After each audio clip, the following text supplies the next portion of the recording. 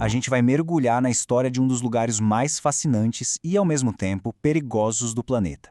Fica aqui na costa de São Paulo, uma ilha pequena, mas com uma fama mundial de dar medo, a Ilha da Queimada Grande. Bom, para começar, vamos deixar uma coisa bem clara. Não dá para planejar as férias para lá, viu? O acesso é super restrito, proibido mesmo pela Marinha do Brasil. E não é à toa. A ilha é tida como um dos lugares mais perigosos da Terra e por um motivo bem específico. Então, fica a pergunta, né? O que é que tem nessa pequena porção de terra que a torna tão mortal? A resposta, como a gente vai ver, é muito mais complexa e, sinceramente, mais interessante do que parece. Ok, vamos lá. Antes da gente entrar na ciência, a gente precisa falar das lendas. Porque, claro, um lugar misterioso como esse é um prato cheio para histórias, né? E foram essas histórias que ajudaram a criar toda essa aura de terror que envolve a ilha. Uma das mais famosas é a do Tesouro Pirata. A lenda diz que piratas esconderam suas riquezas na ilha. E para garantir que ninguém chegasse perto, o que eles fizeram? Soltaram um monte de cobras venenosas para servirem de guardiões. É uma cena de filme, sem dúvida. E tem também a história arrepiante do faroleiro.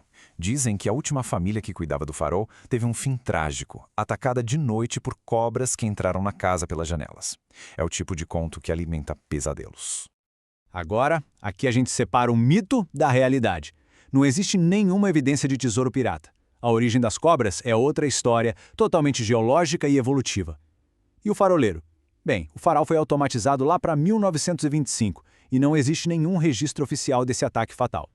Isso nos leva à questão principal.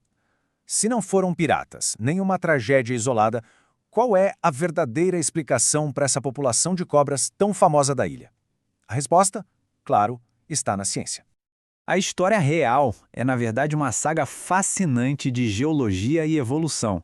Não foi algo que aconteceu da noite para o dia, mas sim ao longo de milhares de anos, criando um ecossistema que é simplesmente único no mundo. Para entender, a gente tem que voltar no tempo, tipo uns 11 mil anos. Com o fim da Era do Gelo, as geleiras derreteram e o nível do mar subiu muito. O que antes era um morro ligado ao continente brasileiro virou uma ilha. E uma população de jararacas comuns acabou ficando presa lá, completamente isolada. E o resultado desse isolamento todo? Se prepara! As estimativas dizem que em certas áreas da ilha, a densidade de cobras pode chegar de 1 a 5 por metro quadrado. É isso mesmo, por metro quadrado. É uma concentração absurda, produto direto de milhares de anos de evolução sem interferência.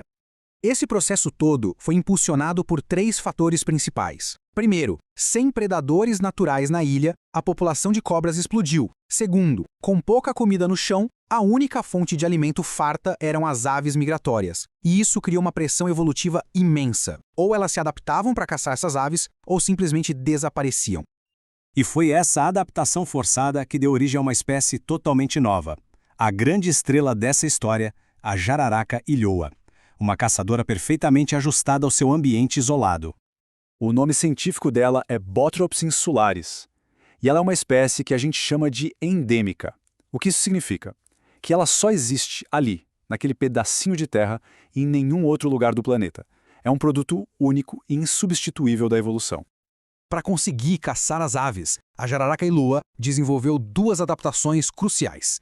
Primeiro, uma habilidade incrível de subir em árvores. E segundo, e talvez o mais impressionante, o veneno dela passou por uma transformação radical. E aqui dá pra gente ter uma ideia clara dessa diferença.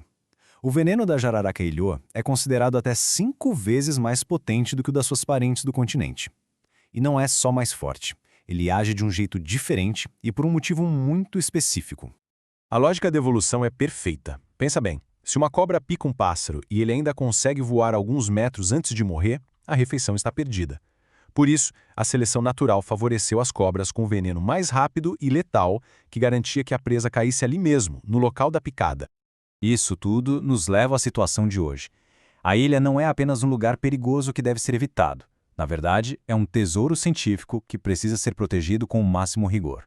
A proibição de visitas, então, não é só por segurança. A Marinha e o ICMBio controlam o acesso para proteger esse ecossistema que é extremamente frágil. Apenas cientistas e pesquisadores autorizados, seguindo protocolos de segurança rígidos, é que podem desembarcar lá.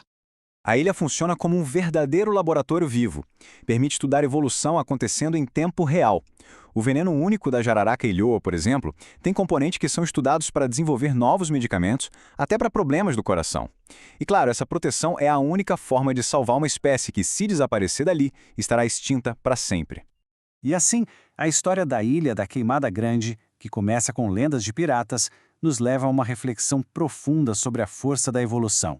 E deixa uma pergunta no ar: em quantos outros cantos isolados do nosso planeta, a natureza não está, neste exato momento, conduzindo seus próprios experimentos extraordinários?